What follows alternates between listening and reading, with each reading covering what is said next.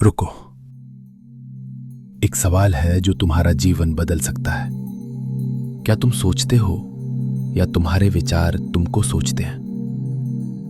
यह सवाल सरल नहीं, ये चुनौती है, और आज हम उसे साथ में सहेंगे।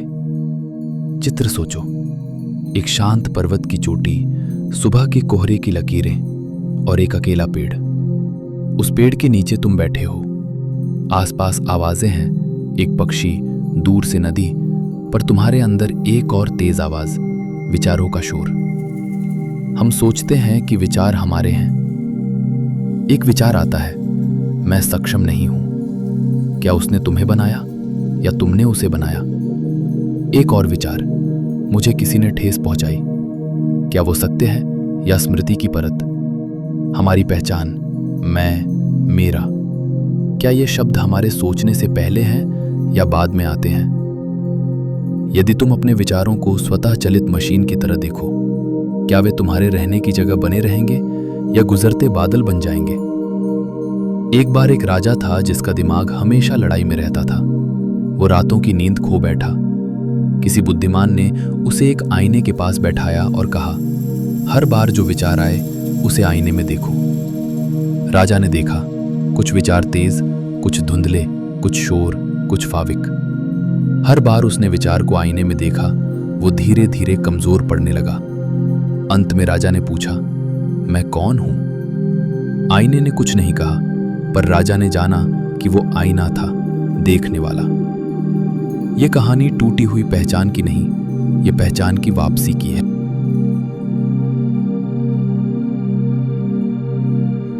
आधुनिक ध्यान और न्यूरोसाइंस कहते हैं, हमारा दिमाग सिर्फ विचारों का जनरेटर नहीं, वो एक पर्यवेक्षक भी जा सकता है। जब तुम देखना सीखते हो, एक न्यूरल सीक्वेंस बदलता है, शोर कम होता है, प्रतिक्रिया धीमी पड़ती है और चुनाव की स्टेक तीव्र बढ़ती है। जरूरी नहीं कि गहराई से जाओ, बस सूक्ष्म रोशनी। ये ध्यान दर्शक को वास्तविक अनुभव देगा। वक्त के अनुसार धीमी वाक्य रचना और श्वास संकेत दिए गए हैं। अब आराम से बैठो या लेटो, अपनी पीठ सीधी रखो, अपनी आंखें बंद करो। धीरे से एक गहरी सांस लो। 4 सेकंड इनहेल, 1, 2, 3, 4 और पूरी तरह छोड़ो। 6 सेकंड एक्सहेल, 1, 2, 3, 4, 5, 6। अब अपने शरीर की सनसनी पर ध्यान दो, पैरों से लेकर सिर तक। सिर्फ देखो, कोई प्रतिक्रिया नहीं, सिर्फ देखो। अब अपने मन के भीतर एक विचार आने दो, कोई भी विचार, नाम, छवि, स्मृति, उसे आने दो।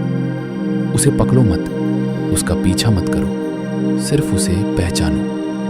ये एक विचार है और उसे आकाश के एक बादल की तरह जाने दो। हर बार जब एक विचार आता है, तुम उसे पहचानते हो और कहते हो, ये केवल एक विचार है, और वो धुंधला पड़ता चला जाता है। तुम देखते नहीं कि विचार तुम्हें नियंत्रित कर रहे हैं, बल्कि तुम देखते हो कि वे गुजरते हैं। अब अंदर की उस गहराई की ओर ध्यान ले जाओ जहां विचारों का जन्म नहीं होता।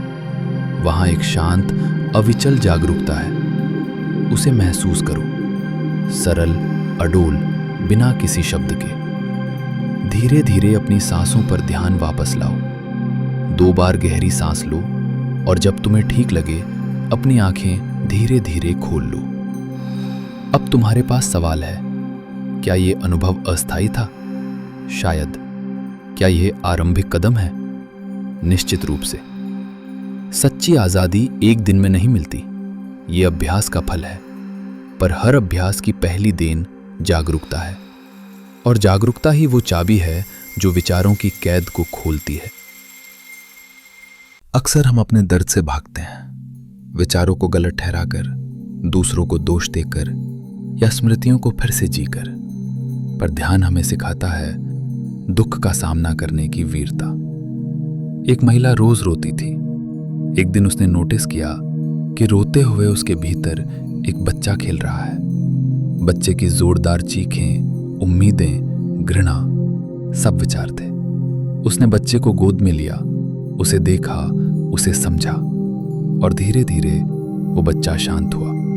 वो बच्चा वही था जो स्वाभाविक था, विचारों का हिस्सा।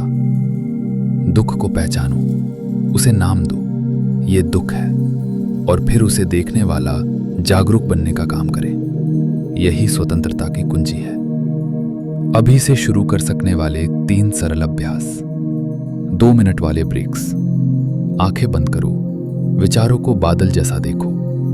रुक कर पूछो, जब गुस्सा आए तो 6 सेकंड की गिनती, फिर प्रतिक्रिया। रात्रि रिव्यू। सोने से पहले आए विचारों को नोट करो। क्या वे सच थे? क्या वे आवश्यक थे? कोई कहेगा विचारों को रोकना असंभव है।